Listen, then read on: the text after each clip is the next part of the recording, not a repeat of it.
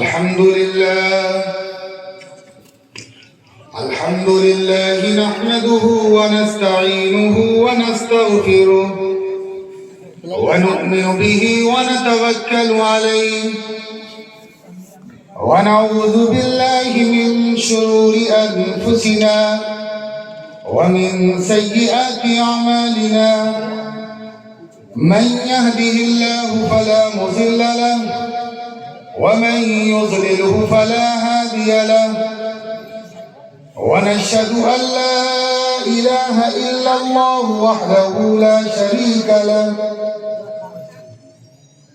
ونشهد أن حبيب ربنا وصمدنا صلى الله تعالى عليه وعلى آله وأصحابه وأزواجه وذرياته وبارك وسلم تسليما كثيرا كثيرا. أما بعد فأعوذ بالله من الشيطان الرجيم. بسم الله الرحمن الرحيم. ألف لام ميم ذلك الكتاب لا ريب فيه هدى للمتقين. وقال الله تبارك وتعالى إنا نحن نزلنا الذكر وإنا له لحافظون.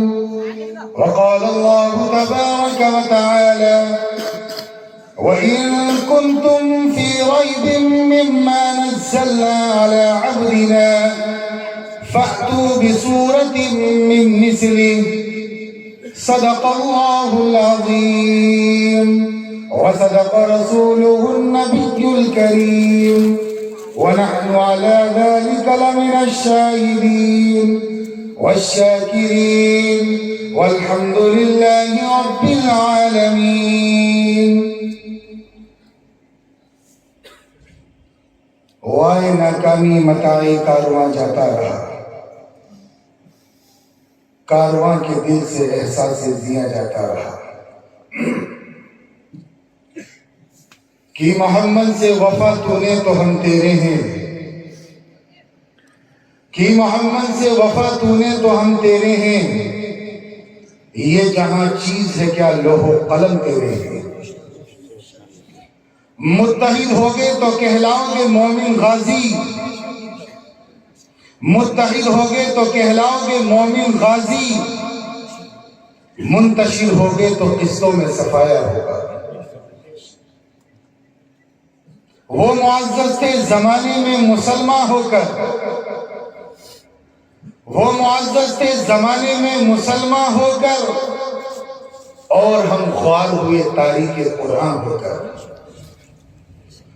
محمد نہ ہوتے تو کچھ بھی نہ ہوتا، محمد نہ ہوتے تو کچھ بھی نہ ہوتا، نہ یہ زمین ہوتی نہ یہ آسمان ہوتا. آپ آئے دنیا میں تو دنیا منور ہوئی، آپ نہ آتے دنیا میں تو دنیا میں اندھیرا ہوتا. ایک مرتبہ سبھی حضرات درود شریف پڑھیں. اللہم صلی علی سیدنا و مولانا محمد كما صليت على إبراهيم وعلى آل إبراهيم إنك حميد مجيد. اسٹیج پر رونق افروز حضرات علماء کرام، پردہ نشین بیٹھی ہوئی مائیں اور بہنیں، اور میرے سامنے بیٹھے ہوئے میرے بہت ہی معزز سامعین، اللہ تبارک و تعالی آپ سب کے آنے کو اپنی بارگاہ میں قبول فرمائے. جو باتیں آپ کے سامنے آنی تھی وہ غالباً آ چکی ہیں. میں کوشش کروں گا کہ بہت ہی مختصر سے وقت میں اپنی بات کو ختم کر دوں. دعا کریں کہ اللہ تعالی ہم سب کو دین کی کہی ہوئی باتوں پر عمل کرنے کی توفیق عطا فرمائے۔ بس آپ سے اتنی سی درخواست ہے کہ جتنی دیر میری گفتگو جاری رہے آپ میرے لیے نہیں، ان علماء کرام کے لیے نہیں، قاری ریحان صاحب کے لیے نہیں، اللہ اور اس کے رسول کے پیغام کو سننے کے لیے بیٹھے رہیں۔ میں انشاءاللہ میں بھی دعا کروں گا اور یہ اکابرین بھی دعا کریں گے کہ اللہ تعالیٰ آپ سب کو بیت اللہ شریف کی زیارت کے لیے قبول فرما دے۔ میرے معزز سامعین، بات کہاں سے شروع کی جائے اور کہاں پر ختم کیا جائے؟ بہت سی باتیں ذہن میں تھی جو آپ سے کہنی تھی، لیکن چونکہ وقت جس سے ہر انسان مجبور ہے، میں کوشش کروں گا کہ اللہ تعالیٰ مجھ سے صحیح بات کہلوائے اور ان کہی ہوئی باتوں پر اللہ تعالیٰ سب سے پہلے مجھ جیسے گنہگار کو اور بعد میں اللہ تعالیٰ ہم میں سے ہر ایک کو عمل کی توفیق عطا فرمائے۔ بہت ہی زیادہ قابل مبارکباد ہیں حافظ محمد ریحان صاحب، اور بہت ہی زیادہ قابل مبارکباد ہیں قاری محمد عارفین صاحب، بہت ہی زیادہ قابل مبارکباد ہیں مولانا عبدالحسیب صاحب، بہت ہی زیادہ قابل مبارکباد ہیں مولانا رضوان صاحب اور دیگر علماء جن کو میں نہیں جانتا، لیکن بہرحال وہ صاحب علم ہیں، مجھ سے زیادہ پڑھے لکھے ہیں۔ ان سب کی محنتیں کاوشیں، ان سب کی جد و جہد اور ان سب کی یہ محنت جو ہم سب کے سامنے ہے، انہوں نے بڑی کوششیں کرنے کے بعد اس محفل کو سجایا ہے۔ اللہ تبارک و تعالیٰ سے ہمارا حق یہ بھی بنتا ہے کہ ہم ان کے لیے بھی دعا کریں کہ اللہ تعالیٰ ان ہمارے حفاظ القرآ اور ان علماء کی عمروں میں بھی اللہ تعالیٰ برکتیں عطا فرمائے۔ دوستو، بزرگوں، ساتھیوں، یہ مجلس منعقد ہوئی قرآن کریم کی نسبت پر، یہ مجلس سجائی گئی قرآن کریم کے حفظ کی تکمیل پر، یہ مجلس منعقد ہوئی دستار بندی کے موقع پر، یہ مجلس منعقد ہوئی ایک بچے نے قرآن کو اپنے سینے میں محفوظ کیا، اس کی خوشی کو ظاہر کرنے کے لیے۔ بہت ہی قابل مبارکباد ہیں حافظ محمد عالم، جن کے والد صاحب کا نام غالباً شاکر علی ہے، بہت ہی قابل مبارکباد ہیں۔ آج آپ نے ان کامیابیوں کو حاصل کیا ہے کہ جو کامیابیاں جلدی سے نہیں ملا کرتی، جو کامیابیاں ایک دم سے ہاتھ نہیں آتی، جو کامیابیاں سڑکوں اور چوراہوں پر نہیں ملتی، جو کامیابیاں کسی دکان یا کسی شو روم پر نہیں ملتی ہے، یہ وہ کامیابی ہے جو اللہ تبارک و تعالیٰ اپنے خاص فضل سے، اپنے خاص کرم سے، اپنے کسی خاص بندے کو اسی نام سے نوازتا ہے۔ یہ کوئی معمولی چیز نہیں ہے، یہ کوئی معمولی چیز نہیں ہے۔ اس بچے نے قرآن کریم حفظ کیا، اس کی اوقات کیا ہے، اس کی بساط کیا ہے، ابھی بچہ ہے، غالباً بالغ بھی نہیں ہوا ہوگا، لیکن اس نے اپنے سینے میں قرآن کو محفوظ کر لیا ہے، اللہ نے اس کو حافظ بنا دیا ہے۔ تمہیں معلوم ہے اس کے مقام کا، تمہیں معلوم ہے اس کے کردار کا، تمہیں معلوم ہے اللہ نے اس کے لیے کیا تیار کر رکھا ہے، کیا تمہیں معلوم ہے کہ اللہ تعالیٰ نے اس کے لیے جنت میں کیا تیار کر رکھا ہے، تمہیں معلوم ہے اللہ تعالیٰ نے اس کے والدین کے لیے کتنے عظیم الشان تاج کو سجا رکھا ہے، تمہیں نہیں معلوم ہے۔ آؤ میں تم کو بتاتا چلوں کہ اللہ تبارک و تعالیٰ نے کیا سجا رکھا ہے اس بچے کے لیے، اس محمد عالم کے لیے جس نے اپنے سینے میں قرآن کا حفظ کیا ہے۔ اگر میں آپ کو بتاتا چلوں آپ کا کلیجہ منہ کو آ جائے گا، اور آپ حسرت کے ساتھ، الفت کے ساتھ، محبت کے ساتھ دکھتی ہوئی رگ پر جب ہاتھ رکھوں گا تو آپ یہ کہیں گے کاش ہمارا بچہ بھی حافظ قرآن ہوتا، اور یہ نعمت جو مولانا صاحب اللہ کے نبی کی حدیث سنا رہے ہیں، اللہ کا پیغام سنا رہے ہیں، ہم بھی اس پیغام کے حقدار ہیں۔ دوستو، بزرگوں، ساتھیوں، قرآن کریم بظاہر یہ بچہ ہے کرتا پجامہ پہنے ہوئے، ٹوپی سر پر، ابھی آپ نے انعامات سے نوازا، کسی نے گلے میں ہاتھ ڈالا، کسی نے پھول ڈالے, کسی نے مٹھائی کھلائی, کسی نے پیسے دیے. کیوں دیے بھائی, کیوں دیے؟ اس لیے دیے آپ کے دل میں قرآن کی محبت جاگی ہے. آپ نے اپنی آنکھوں سے نظارہ دیکھا ہے, آپ نے اپنی آنکھوں سے یہ دیکھا کہ ایک حافظ قرآن کے سر پر ابھی دستار بندی رکھی گئی ہے. کل کو اللہ تعالیٰ نے اس کے لیے جو نعمتیں تیار کر رکھی ہیں وہ نعمتیں ہر ایک کو نہیں مل سکتی, نہیں مل سکتی. کروڑوں روپے خرچ کر دو, اربوں روپے خرچ کر دو, بڑے بڑے بنگلے بنا لو, بہترین مرسیڈیز گاڑیوں میں گھومنے کے لیے لگ جاؤ, لیکن شاکر علی صاحب کی ہول نہیں کر سکتے, آپ ان کا مقابلہ نہیں کر سکتے. اس کی وجہ یہ ہے کہ انہوں نے محنت کر کر, انہوں نے دن رات ایک کر اپنے بچے کو حافظ ریحان کے حوالے کیا, یا اس سے پہلے کسی استاد نے اور پڑھایا ہو اس کے حوالے کیا. اس سے گھر کا کام نہیں کرایا, اس سے مزدوری نہیں کرائی, اس کو کہیں باہر نہیں بھیجا, بلکہ دل میں قرآن کی محبت جاگی, دل میں قرآن کی الفت جاگی, دل میں قرآن کی عظمت جاگی ہے, اور قرآن ان کے دلوں میں بسا ہے, اور قرآن کی محبت کھینچ کر کے لائی. انہوں نے اپنے بچے کو ایک حافظ قرآن کے حوالے کیا, ایک قاری قرآن کے حوالے کیا. انہوں نے رات دن محنت کر کر کے اس بچے کو حافظ قرآن بنایا. بہت ہی قابل مبارکباد ہیں ان کے استاد حافظ ریحان بھی, اور ان کے والد شاکر علی صاحب بھی, اور ان کے سرپرستان جتنے اس مدرسے کے ذمہ داران اور کمیٹی کے لوگ ہیں, سبھی کو اس کا سہرا جاتا ہے. اللہ تبارک و تعالیٰ ان سب کو بیت اللہ شریف کی زیارت کے لیے قبول فرمائے. دوستو, بزرگوں, ساتھیوں, قرآن کریم کی عظمت, قرآن کریم کی اہمیت, قرآن کریم کی افادیت, قرآن کریم کتنی بڑی عظیم نعمت ہے, ہمیں سب کو غالباً معلوم تو ہے, لیکن قرآن کریم پر عمل کوئی نہیں کر رہا, قرآن کریم کو پڑھ کوئی نہیں رہا.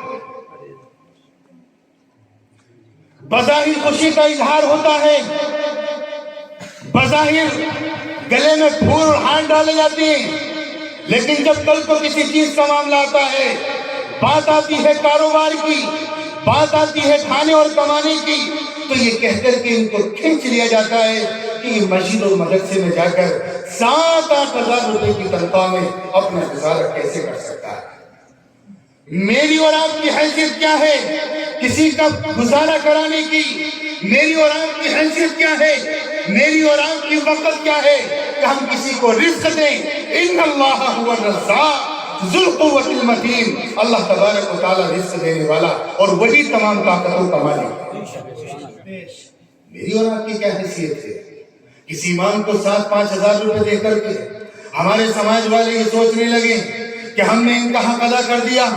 پچھلے رجب المرجب سے لے کر کے شعبان کی آج غالباً 18-19 تاریخ ہو گئی, مسلسل 2.25 مہینے سے شاید کوئی دن خالی ہو, علماء کے لوگوں کے درمیان جا کر کے یہی پیغام دیا جا رہا ہے, ان کی قدر سمجھو, ان اماموں کو پہچانو, ان علماء کو اپنے سینے سے لگاؤ, ان کو گلے سے لگاؤ, ان کو اچھی تنخواہ دو. اگر تم ان کو 1 لاکھ روپے مہینہ بھی دو تو تم ان کو صحیح طور سے ان کے قرآن کا حق ادا نہیں کر سکتے, نہیں کر سکتے. ڈنکے کی چوٹ پہ کہہ رہا ہوں, نہیں کر سکتے. 7-8 ہزار روپے دے کر ہم یہ سمجھتے ہیں کہ ہم نے مسجد کے امام پر یا کسی مدرسے کے مدرس پر ہم نے احسان کر دیا ہے. تمہیں معلوم نہیں ہے ان کے سینوں میں کیا چیز موجود ہے. ان 7-8 ہزار میں ان کا کچھ نہیں ہوتا.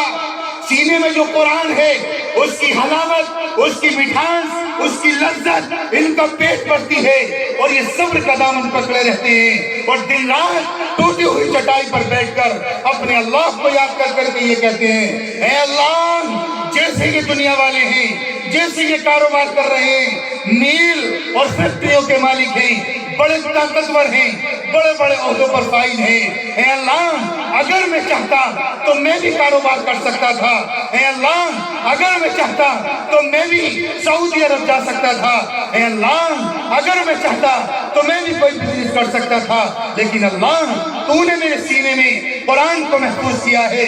میری قرآن کی غیرت نے یہ گوارا نہ کیا کہ تو کمانے کے لیے چلا جا، قرآن کو چھوڑ دے، نماز کو چھوڑ دے، زکوٰۃ کو چھوڑ دے، حج کو چھوڑ دے، عمرے کو چھوڑ دے، بچوں کو پڑھانا چھوڑ دے اور بچوں کو تلاوت کرانا چھوڑ دے۔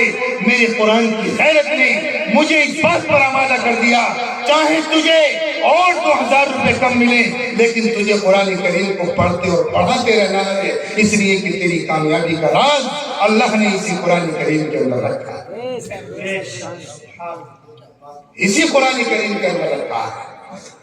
دوستو، بزرگوں، ساتھیوں، میں اور آپ کیا سمجھتے ہیں؟ قرآن کریم کو معمولی کھیل سمجھتے ہیں، قرآن کریم کو کچھ نہیں سمجھتے، جبکہ اللہ تبارک و تعالیٰ کہتا ہے قرآن کریم کے اندر، جب قرآن شروع ہوگا، سورہ فاتحہ مکمل ہوگی، جیسے سورہ بقرہ پڑھو گے وہاں آیت آئے گی ذالک الکتاب لا ریب فیہ ھدی للمتقین۔ اللہ ڈنکے کی چوٹ پر ببانگ توحید اعلان کرتا ہے، اے لوگو، یہ قرآن جو تمہارے ہاتھ میں محفوظ ہے، یہ قرآن جو تمہارے آج ہاتھوں میں ہے، یہ قرآن جس کی تم تلاوت کر رہے ہو، یہ قرآن جس کو تم پڑھ رہے ہو، یہ قرآن جس کو تم مدارس میں مکاتب میں پڑھا رہے ہو، یہ قرآن جو تم جلسوں میں اصلاحی مجلسوں میں پڑھ کر کے لوگوں کو سنا رہے ہو، لوگوں یہ قرآن جو آج تمہارے ہاتھوں میں ہے، تمہیں معلوم نہیں ہے یہ کتاب کتنی بابرکت ہے، یہ کتاب کتنی سچی ہے، یہ کتاب اتنی عظیم اور بلند ہے کہ اس کتاب کے مقابلے میں دنیا کی ساری کتابیں ایک طرف اور قرآن ایک طرف ہے۔ اللہ تبارک و تعالیٰ نے قرآن کو بڑا عظیم بنایا اور خود اس کی تعریف فرمائی اور خود اس کا جواب بھی عطا فرمایا، اس کی عظمت کو بیان فرمایا، اور قرآن کہتا ہے ذالک الکتاب لا ریب فیہ، یہ وہ کتاب ہے جس کے اندر شک و شبے کی کوئی گنجائش نہیں ہے، اور اگر کوئی اس کے اندر شک و شبہ کر لے، اس کو شک ہو جائے، میں نہیں کہتا بھائی ان سے معلوم کرو، علماء سے معلوم کرو، یہ بتلائیں گے، قرآن کے کسی حرف کا انکار کر دے، قرآن کی کسی آیت کا انکار کر دے، قرآن کی کسی آیت کو ماننے سے جھٹلا دے، اس کا انکار کر دے، میں نہیں کہتا، علماء اور محدثین اور مورخین کہتے ہیں دائرہ اسلام سے خارج ہو گیا، اسلام سے اس کا کوئی تعلق نہیں ہے۔ یہ وہ کتاب ہے ذالک الکتاب لا ریب فیہ، اور یہ وہ کتاب ہے جس کے اندر شک و شبے کی کوئی گنجائش نہیں، کوئی شک و شبہ نہیں ہے، زبر بھی صحیح ہے، زیر بھی صحیح ہے، پیش بھی صحیح ہے، حرکت بھی صحیح ہے، سب کچھ صحیح ہے۔ قرآن کریم یہ وہ کتاب ہے ھدی للمتقین، جو لوگ اللہ سے ڈرتے ہیں، جن کے دلوں میں اللہ کا خوف ہوتا ہے، جن کے دلوں میں یہ ڈر ہوتا ہے ایک دن مرنا ہے، مرنے کے بعد قبر میں جانا ہے، مرنے کے بعد اپنے کیے ہوئے کا اللہ کو حساب و کتاب دینا ہے، اپنے اعمال کا اللہ تبارک و تعالیٰ کو حساب و کتاب دینا ہے، قبر میں منکر نکیر سوال کریں گے، مرنے کے بعد 5 چیزوں کے جوابات دینے ہیں جن کا جواب دینا بے حد ضروری ہے، جن کے دلوں میں اللہ کا ڈر، اللہ کا خوف ہوتا ہے، یہ وہ کتاب ہے، اسی کتاب کے ذریعے وہی لوگ ہدایت پاتے ہیں، باقی اس کے علاوہ کوئی ہدایت نہیں پا سکتا۔ ہدایت تب پائے گا جب اللہ کا خوف اور اللہ کا ڈر، اللہ کا تقویٰ اس کے دل کے اندر ہوگا، تبھی اس کتاب کے ذریعے اس کو ہدایت نصیب ہو سکتی ہے۔ دوستو، بزرگوں، ساتھیوں، قرآن کریم کی فضیلت اور عظمت پوری رات بیان کرتا رہوں، البتہ پوری زندگی بیان ہوتی رہے، قرآن کی فضیلت مکمل نہیں ہو سکتی۔ جیسے میں نے ابھی کہا کہ قرآن کریم کی فضیلت معلوم کرو، قرآن کریم کی حقیقت معلوم کرو، اور سب سے بڑی حقیقت اس کی جس نے اپنے سینے میں قرآن کو محفوظ کیا، یہ بچہ محمد عالم جس نے قرآن کو محفوظ کیا ہے، بہت قابل مبارکباد۔ شاکر علی، قابل مبارکباد۔ میں آج آپ سے کہتا ہوں، ایک دن آئے گا، روز محشر قائم ہوگا، قیامت کا دن ہوگا، کوئی کسی کا نہ ہوگا، کوئی پرسان حال نہ ہوگا، سب کو اپنی اپنی پڑے گی، باپ بیٹے سے بھاگے گا، بیٹا باپ سے بھاگے گا، شوہر بیوی سے بھاگے گی، بیوی شوہر سے بھاگے گی، ساری دنیا کا نظام ایک طرف ہو جائے گا اور وہ اخروی نظام ہوگا، سب درہم برہم ہو جائے گا، لوگ اپنے کیے ہوئے کا حساب و کتاب دیں گے. حافظ قرآن آئے گا, اللہ کہے گا اے حافظ ادارہ تیرے سینے میں قرآن موجود ہے, چل پڑھ, ایسے پڑھ جیسے دنیا میں پڑھا کرتا تھا, ٹھہر کر کے پڑھ جیسے دنیا میں پڑھا کرتا تھا, آرام سے پڑھ, ڈر خوف کی کوئی ضرورت نہیں ہے. یہ جا پڑھتا چلا جا, اور جہاں پر من الجنت والناس تیری ہو جائے گی, جنت اتنی تیری ہو جائے گی, وہ ساری جنت میں تو رہے گا. حافظ قرآن کی نگاہیں باپ کی طرف کو اٹھیں گی اور اللہ تعالیٰ سے کہے گا اے اللہ یہ میرا باپ ہے جس نے مجھے حافظ بنایا تھا, جس نے تجھے اے اللہ اے اللہ تو نے میرے باپ کو توفیق عطا فرمائی تھی, اس نے مجھے حافظ قرآن بنایا تھا. اے اللہ یہ میرا باپ ہے. اللہ کہے گا فرشتوں اس کے باپ کو لاؤ اور اس کو یہاں پر کھڑا کرو اور جاؤ وہ تاج لے کر کے آؤ کہ جس تاج کے سامنے چاند کی روشنی, سورج کی روشنی, تاروں کی روشنی, اور کتنی بھی ہائی لائٹ ہو, ساری روشنیاں پھیل ہیں. جاؤ وہ تاج لے کر کے آؤ. فرشتے جائیں گے, اس تاج کو لے کر کے آئیں گے اور وہ تاج حافظ قرآن کے باپ کے سر پر رکھا جائے گا. لوگ کہیں گے ارے بھائی یہ کون ہے, یہ تو بڑا کمزور تھا, اس کی تو دکان تھی, یہ تو رکشہ چلاتا تھا, اس کی وقت اور حیثیت تو کچھ بھی نہیں تھی, آخر کس کی وجہ سے یہ مقام اس کو ملا ہے؟ اعلان ہوگا نادانوں, بے وقوفوں, احمقوں, تمہیں معلوم نہیں ہے یہ ایک حافظ قرآن کا باپ ہے اور اس وجہ سے اس کو یہ انعام مل رہا ہے کہ اس نے اپنے بچے کو قرآن کا حافظ بنایا, دنیا کی ضرورتوں کو ایک طرف رکھا, بچے کو آگے بڑھایا, خود کمایا, بچے کو پڑھایا, خود بھوکا رہا, بچے کو کھلایا, خود کما کر کے لایا, بچے کو تمام ضروریات اس کو مہیا کرائی. یہ وہ باپ ہے.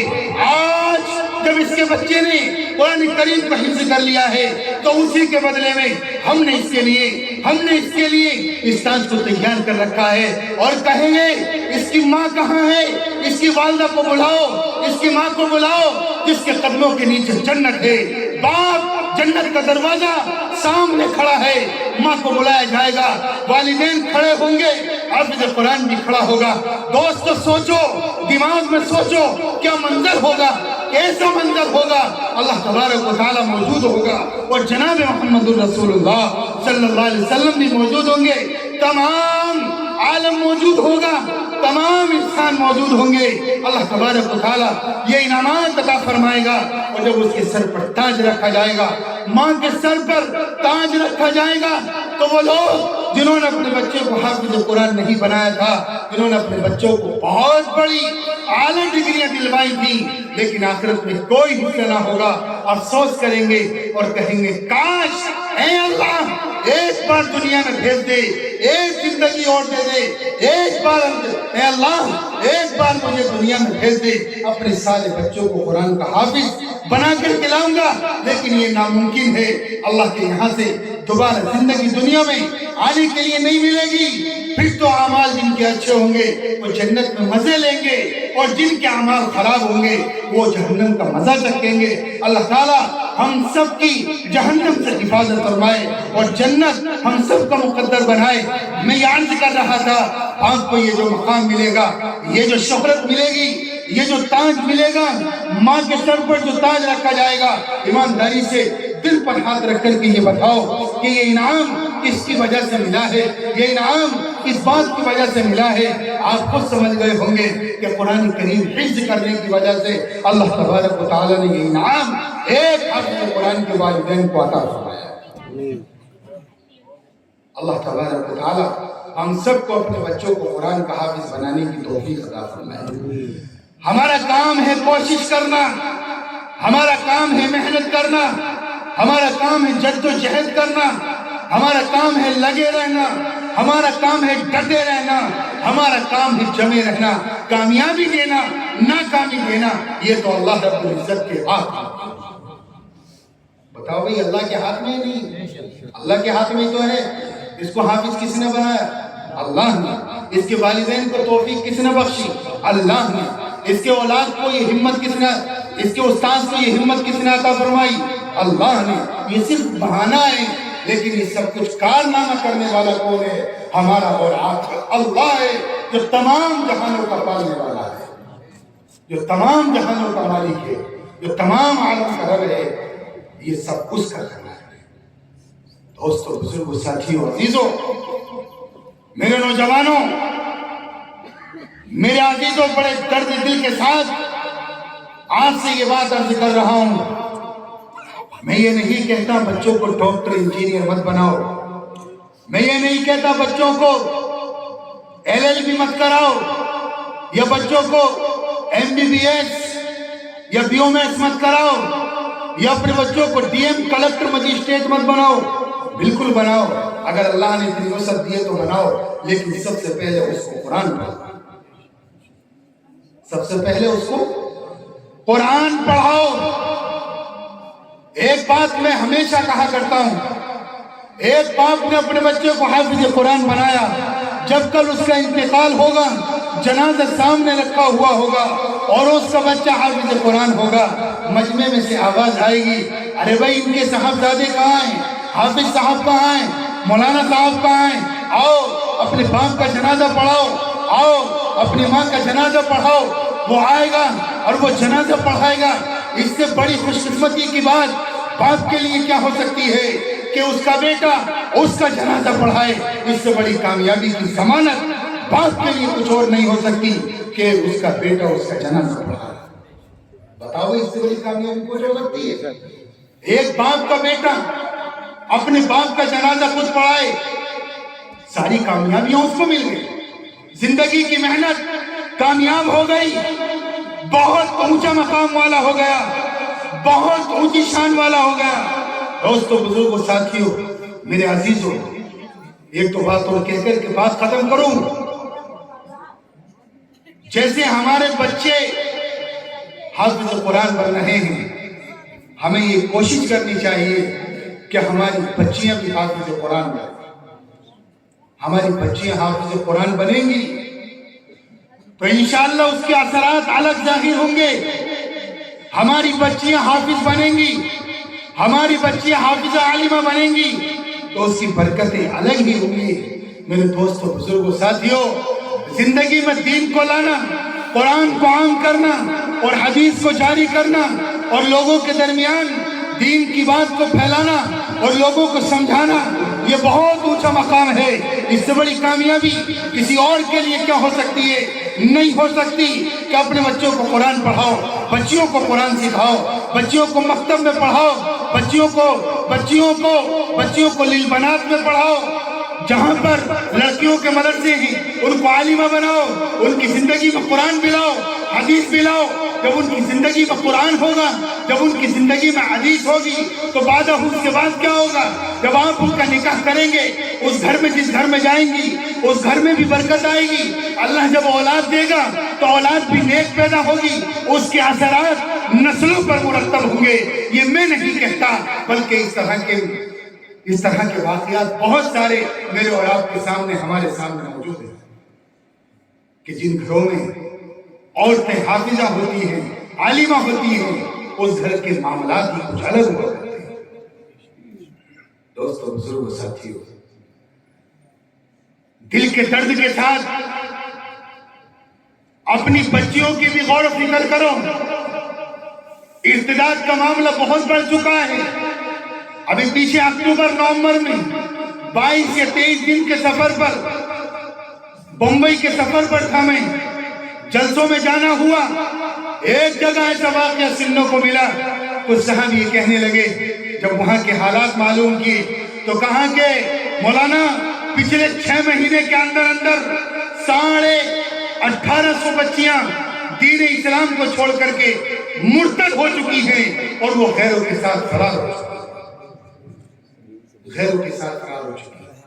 مسلمان بچیاں جن کے سینے میں کلمہ طیبہ لا الہ الا اللہ محمد رسول اللہ موجود تھا، لیکن وہ چھن گیا اور وہ غیروں کے ساتھ فرار ہو گیا۔ اس کی فکر کون کرے گا؟ ساری فکر ہمارے پاس موجود، ساری چیزوں کے ٹھیکیدار ہم سے پوچھ کر سب کام ہوں گے، لیکن ان بچیوں کی فکر کون کرے گا؟ ان بچیوں کے مستقبل کی فکر کون کرے گا؟ کون کرے گا ان کی فکر؟ کون کرے گا ان کے لیے مدرسے تعمیر؟ کون کرے گا ان کے لیے اسکول تعمیر؟ یہی مدرسے والے، یہی اسکول چلانے والے۔ اگر آپ کے پاس برا نہ مانے، اگر یہی آپ کے پاس چندے کے لیے آ جائیں، تو ہم میں سے کچھ لوگ ایسے ہوتے ہیں جو یہ کہہ کر دھکا دے کر کے نکال دیتے ہیں، تم نے دکانیں کھول رکھی، یہ مدرسے نہیں ہیں، یہ تم نے دکانیں کھول لی ہیں۔ خدا کے واسطے زبان چلانے سے پہلے یہ دیکھ لیا کرو کہ ہمارے گھر پر چندہ مانگنے والا کون ہے۔ آپ کے گھر پر چندہ مانگنے والا کون ہے؟ ایک حافظ، ایک عالم جس کے سینے میں قرآن موجود، جو نبیوں کا وارث، وہ آپ کے دروازے پر کھڑا ہے، اور آپ یہ کہہ کر کے دھتکار دیتے ہو کہ جائیے، چلے جائیے۔ آپ کہتے کہ پیشہ بن چکا ہے۔ ارے لوگوں، شادی بیاہ میں خرچ کرنے والوں، اونچے اونچے بنگلے بنانے والوں، اور بہترین مہنگی مرسیڈیز اور فورچونر خریدنے والوں، کل قیامت کے دن یہ بنگلے کام نہیں آئیں گے، یہ اولاد کام نہیں آئے گی، یہ زمین، یہ پلاٹ، یہ بڑے بڑے عہدے آپ کے کام نہیں آئیں گے۔ کوئی چیز آپ کو نہیں بچا سکتی۔ اگر بچا سکتی ہے آپ کا دیا ہوا وہ پیسہ جو آپ نے اللہ کے راستے میں خرچ کیا ہے۔ اگر میں قسم کھاؤں ان علماء کے سامنے تو شاید میں حانث نہیں ہوں گا۔ اگر آپ نے یہ سوچ کر کے دیا کہ میرے اس پیسے کے ذریعے دین کی مدد ہوگی، قرآن پڑھا جائے گا، حدیث پڑھی جائے گی، بچوں بچیوں کی زندگی میں قرآن آئے گا، تو اگر میں قسم کھاؤں تو حانث نہیں ہوں گا۔ انشاءاللہ اللہ تبارک و تعالیٰ آپ کی مغفرت فرمائے گا۔ شادیوں پر کروڑوں روپے خرچ ہوں، مسلمان زبان سے یہ کہیں کہ ہم تو فقیر ہیں، ہمارے پاس کچھ نہیں ہے، بہت گرے ہوئے حالات ہیں، چندہ لینا آ جائیں تو بڑی مشکل سے 20 روپے 50 روپے نکالتے ہیں۔ کہتے ہیں مولانا صاحب ذرا دعا کرنا، حالات بہت خراب ہیں، ابھی تو یہی ہے۔ وہی غریب جو 50 روپے دے رہا ہے، کل کو اگر اس کے گھر میں شادی ہو تب دیکھو جا کر کے اس کی غربت کا عالم، تب پتہ لگے گا آپ کو وہ کتنا غریب ہے۔ شادی میں کم پیسہ خرچہ کرنا تھا، وہاں پر کروڑوں روپے بہا دیے۔ مسجد مدرسوں میں جو پیسہ خرچ کرنا تھا وہاں پر ہم نے لوگوں کو دھتکار کر کے بھیج دیا، دھتکار کر کے بھیج دیا۔ خدا کے واسطے ایسا نہ کریں، ایسا نہ کریں۔ اللہ آپ سب کو سلامت رکھے، آمین کہو۔ اللہ آپ سب کو سلامت رکھے، اللہ تعالیٰ آپ سب کی عمر میں برکت عطا فرمائے، اللہ تعالیٰ آپ سب کی زندگیوں میں برکتیں عطا فرمائے، اللہ آپ کی کمائیوں میں برکت عطا فرمائے، اللہ آپ کے رزق میں برکت عطا فرمائے۔ خدا کی قسم، اگر ان مدرسوں کو، ان مدرسے والوں کو اگر حقارت کی نگاہ سے دیکھا تو پھر یہ سوچ لینا کہ ہمارے خاتمے کا بھی ڈر ہے کہ ہمارا خاتمہ ایمان پر ہو یا کیا کفر ہو۔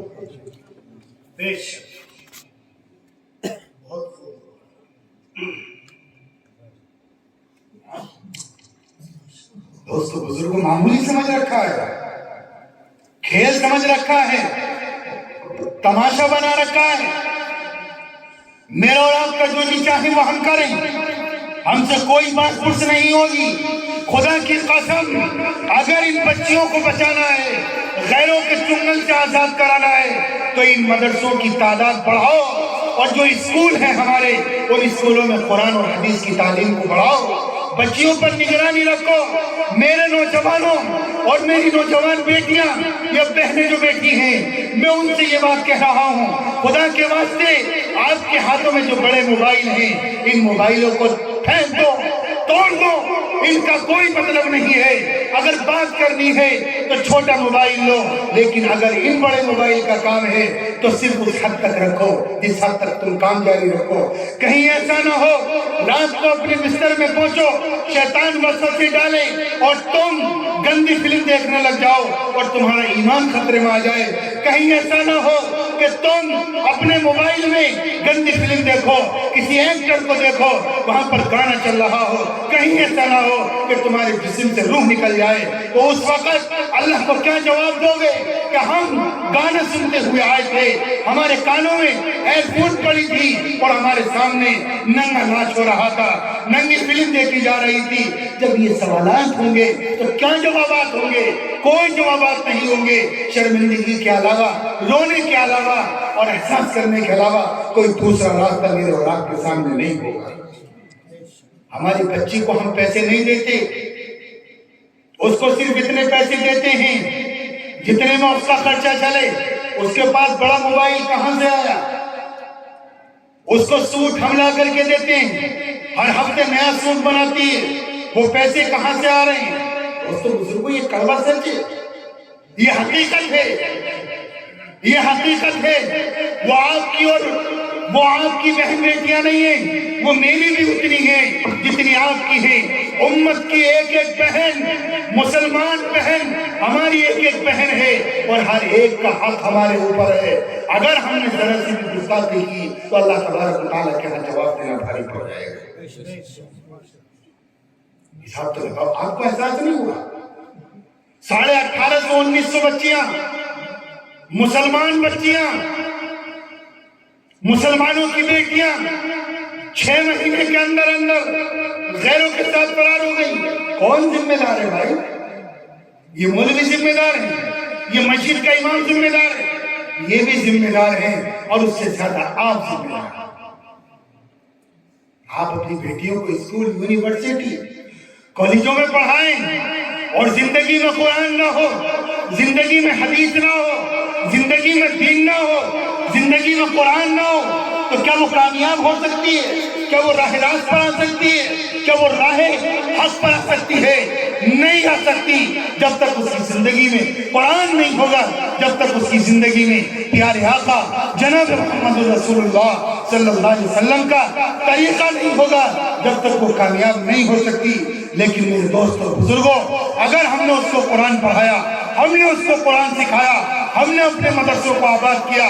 آپ کے اسلام نگر میں کتنے مدرسے ہیں مجھے نہیں معلوم، آپ کے یہاں کتنے اسکول ہیں مجھے نہیں معلوم، لیکن بہرحال تمہارے جتنے اسکول ہیں، تمہارے جتنے مدرسے ہیں، خدا کے واسطے اگر آپ کہو تو میں آپ کے ہاتھ جوڑوں، اور آپ کہو تو میں آپ کے پیر پکڑوں۔ خدا کے واسطے کبھی بھی اختلاف کی نظر مت ہونا، ایک دوسرے کے مدرسے کی برائی مت کرنا، ایک دوسرے امام کو گالی مت بکنا۔ سب آپ کے اپنے ہیں، سب مدرسے آپ کے اپنے ہیں، ساری مسجدیں آپ کی اپنی ہیں، سارے مکتب آپ کے اپنے ہیں۔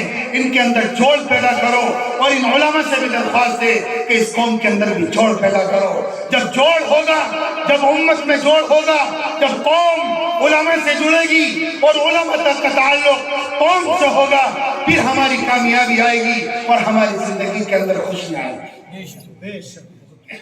اس کے بغیر خوشیاں نہیں آ سکتی۔ پر بات کو ختم کر رہا ہوں، اس کے علاوہ خوشیاں نہیں آ سکتی۔ کیا سمجھ رکھا میں نے اور آپ نے؟ ان مدرسوں کو ایسی سمجھ رکھا، مدرسۃ الصفہ جناب محمد رسول اللہ صلی اللہ علیہ وسلم نے مسجد نبوی میں سب سے پہلے قائم کیا۔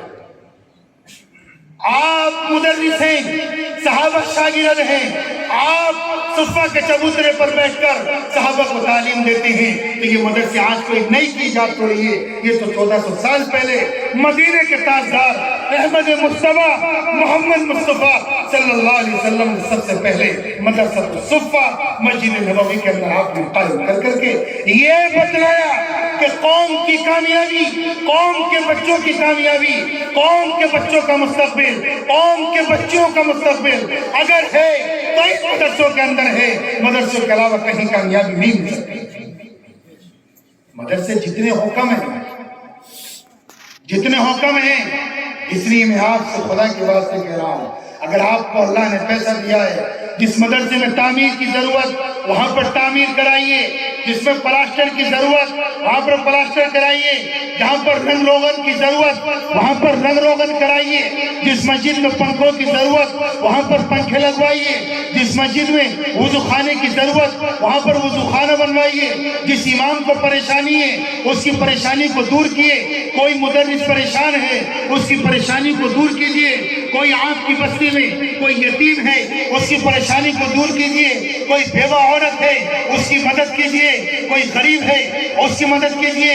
اگر آپ اس کی مدد کرتے ہیں اللہ آپ کی مدد کرے گا، اگر آپ اس کی مدد نہیں کرتے ہیں یاد رکھیے ساری عبادت کا دار و مدار اس چیز پر ہے کہ انسان سب کچھ ہوتے ہوئے اس کے پاس سارے اسباب موجود ہوں، ساری چیزیں مہیا ہوں، دولت بھی ہو، پیسہ بھی ہو، سب کچھ موجود ہو، اس کے باوجود اس کی بستی کی بیوہ عورتیں در در بھیک مانگیں، اس کی دولت کا کوئی فائدہ نہیں ہے اور اس کی کوئی عبادت اللہ تبارک و تعالیٰ کے ہاں قابل قبول نہیں ہے، کوئی قابل قبول نہیں ہے۔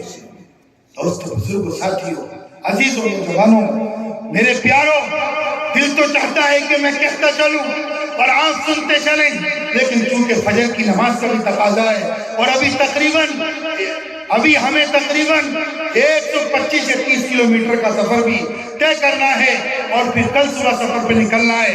دوستو، بزرگوں، ساتھیوں، میرے عزیزوں، نوجوانوں، میں آپ سے یہی کہہ رہا ہوں، اس قرآن کو مضبوطی سے تھامو، اس قرآن کو تھامو گے اللہ کی برکتیں آئیں گی، اس قرآن کو پکڑو گے اللہ کی نعمتیں آئیں گی، اس قرآن کو پکڑو گے اللہ راضی ہوگا، اس قرآن کو پکڑو گے اللہ خوشیاں دے گا، اس قرآن کو پکڑو گے اللہ نیک اولاد دے گا، اس قرآن پر عمل کرو گے اللہ تمہاری زندگیوں میں برکتیں پیدا کرے گا، اس قرآن کو مضبوطی سے پکڑو گے اللہ تمہاری آل میں، تمہاری اولاد میں، تمہارے عزیزوں میں اللہ برکتیں پیدا کرے گا، اس قرآن کو مضبوطی سے پکڑو گے اللہ تمہارا خاتمہ ایمان پر فرمائے گا، اس قرآن کو مضبوطی سے پکڑو گے تمہارے گھر میں برکت ہوگی، اس قرآن کو مضبوطی سے پکڑو گے قبر و حشر کا معاملہ آسان ہو جائے گا، اس قرآن کو مضبوطی سے پکڑو گے میدان محشر آسان ہو جائے گا، اس قرآن کو مضبوطی سے پکڑو گے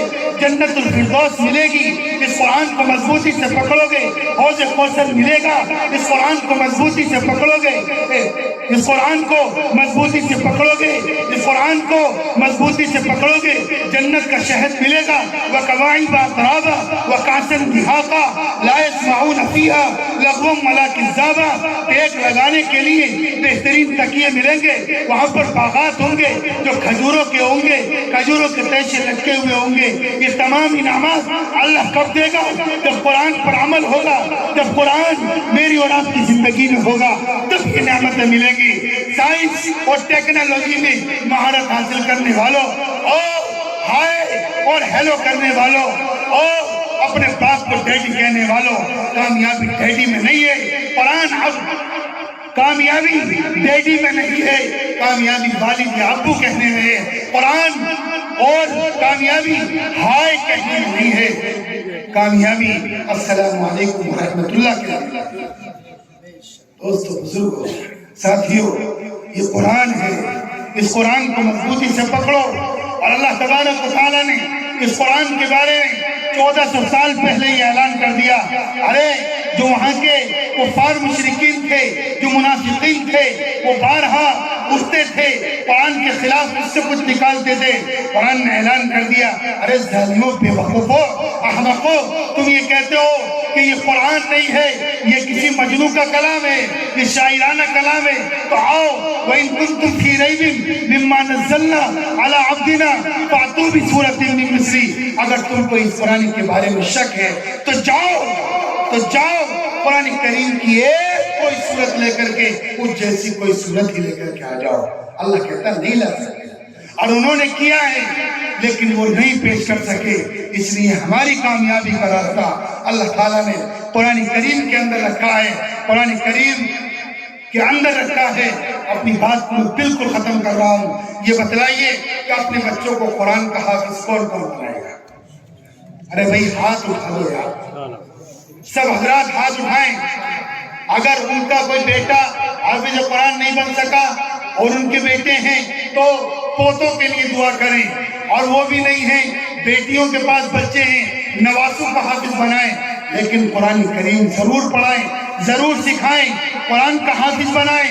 قرآن کا حافظ بناؤ گے تو اللہ تبارک و تعالیٰ راضی ہوگا۔ اور میرے دوستو، رہی بات اس قرآن کو مٹانے کی، اس قرآن کو ختم کرنے کی، قیامت کی صبح ہو سکتی ہے، ساری دنیا کے ظالم ساری دنیا کی چابی مل جائیں لیکن قرآن کریم کو نہیں مٹا سکتے، اس لیے کہ قرآن خود کہتا ہے اِنَّا نَحْنُ نَزَّلْنَا الذِّكْرَ وَإِنَّا لَهُ لَحَافِظُونَ، ہم ہی نے اس قرآن کریم کو نازل کیا اور ہم ہی اس قرآن کریم کی حفاظت کریں گے۔ تو بتلاؤ اسلام نگر میں جتنے مدرسے ہیں ان سب مدرسوں کا تعاون کرو گے؟ زور سے کہو، زور سے کہو، کرو گے نہیں کرو گے؟ انشاءاللہ کرو گے، کرو گے۔ اللہ تعالیٰ آپ کی محنتوں کو کامیاب فرمائے۔ جتنے آپ کی بستی میں علماء ہیں ان سب کی قدر کرو گے، کرو گے انشاءاللہ۔ اب میں ان سے بھی کہہ رہا ہوں کہ یہ بھی آپ کی قدر کریں گے انشاءاللہ۔ اللہ تبارک و تعالیٰ، اللہ تبارک و تعالیٰ ان کو آپ کا قدردان بنائے اور آپ کو ان کا قدردان بنائے۔ جب دونوں ایک دوسرے کی قدر کریں گے تبھی محبت میں مزہ آئے گا، ورنہ محبت میں جب تک مزہ نہیں ہے جب تک دونوں طرف آگ برابر کی لگی بھی نہ ہو۔ اللہ تبارک و تعالیٰ ہم سب کو عمل کرنے کی توفیق عطا فرمائے۔ جو باتیں میں نے کہی ہیں اللہ تبارک و تعالیٰ ان تمام کہی ہوئی باتوں پر عمل کرنے کی توفیق عطا فرمائے۔ اللہ تعالیٰ آپ کے جلسے کو کامیاب فرمائے۔ قاری محمد ریحان صاحب اور قاری عارفین صاحب، مولانا عبدالحسیب صاحب اور دیگر اسلام نگر کے علماء جتنے بھی ہیں، اللہ تبارک و تعالیٰ سب کی محنتوں کو قبول فرمائے، سب کی عمروں میں برکت عطا فرمائے۔ زندگی رہی تو پھر ملاقات ہوگی، تب تک کے لیے خدا حافظ۔ وآخر دعوانا الحمدللہ رب العالمین۔